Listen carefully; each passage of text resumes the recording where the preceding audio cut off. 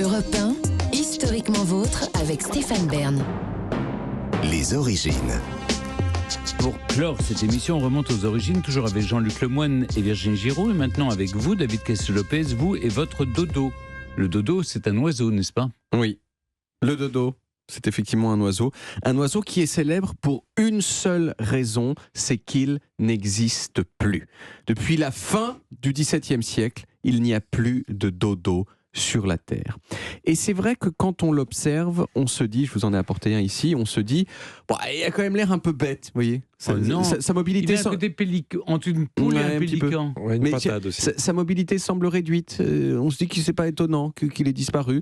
Mais c'est vraiment méchant de dire ça. Et je vais vous expliquer pourquoi en vous racontant d'où vient le dodo. Alors le dodo, pour ceux qui écoutent la radio et qui ne la regardent pas, c'est un oiseau court sur pattes, souvent un peu obèse, avec des yeux un petit peu vides, comme ça, un petit front et un gros bec crochu. C'est un oiseau qui n'existait que dans un seul endroit sur la Terre, l'île Maurice. Et pendant longtemps, on n'a pas du tout compris comment il pouvait être sur une île, parce que le dodo ne savait ni voler, ni nager. Donc je veux dire, comment il fait pour aller sur l'île Maurice ? Eh bien la vérité, c'est que ce n'est pas le dodo lui-même qui est venu sur l'île Maurice, mais ses lointains ancêtres, il y a 26 millions d'années, qui, eux, savaient voler.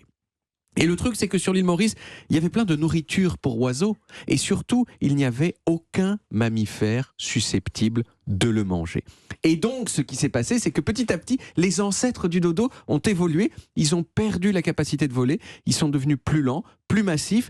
Leur corps, si vous voulez, s'est parfaitement adapté au paradis terrestre, plein de bouffe et dénué de prédateurs qu'était l'île Maurice. Ce à quoi le dodo n'était pas adapté, en revanche, c'est les Portugais. Oui, oui, parce que en 1507, les Portugais, ce sont les premiers hommes à avoir mis le pied à l'île Maurice, et ils ont été suivis plus tard par ces gros bâtards de Bataves, qu'on appelle le plus poliment généralement les Néerlandais. Quand les êtres humains ont découvert le dodo, ils l'ont immédiatement attrapé pour le manger.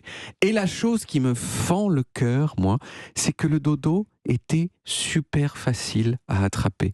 Parce que non seulement il était gros et il savait pas voler, mais surtout, il n'avait pas connu de prédateurs depuis des millions d'années, et donc il ne se méfiait pas des gens. Il arrivait vers les gens comme ça et il disait avec son regard « La vie est belle, tu ne trouves pas ? Tu veux être mon ami ?» et là les Portugais ils disaient « Ah, regarde l'oiseau de merde, qu'il est tout obèse comme un gros pastèche de bacalhau. » Et paf, il tuait le dodo.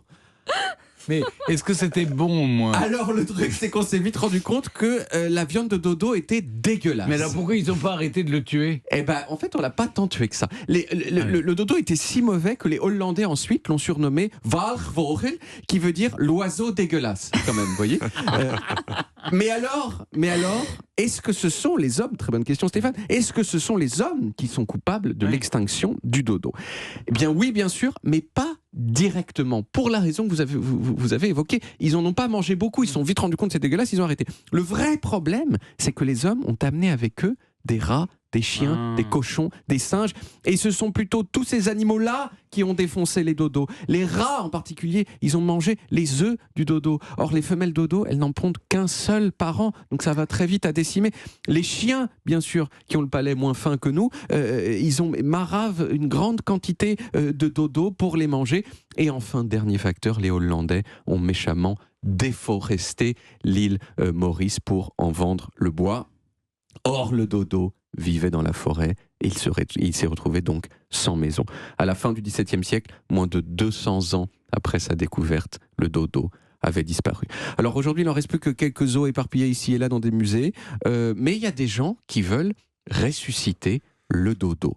Comment ? Eh bien, en prenant le génome de son plus proche cousin, qui s'appelle le pigeon de Nicobar, pas tout à fait quand même le même oiseau, et ils veulent modifier ce génome, modifier cet ADN en mettant des morceaux enfin en changeant l'ADN vraiment avec, vous savez, ces ciseaux à ADN qu'on a, la méthode CRISPR, pour en faire un dodo.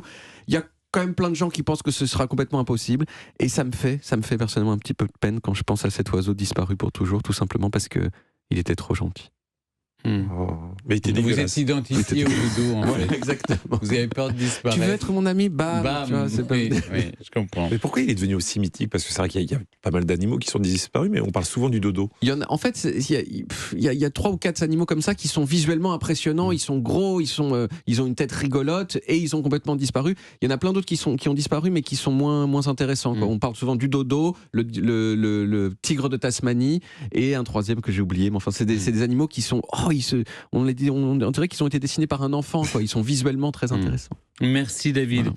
On retrouve les origines en podcast sur toutes les applis audio et en vidéo sur YouTube, Dailymotion et sur le site europe1.fr. Vous pouvez également retrouver toutes nos émissions.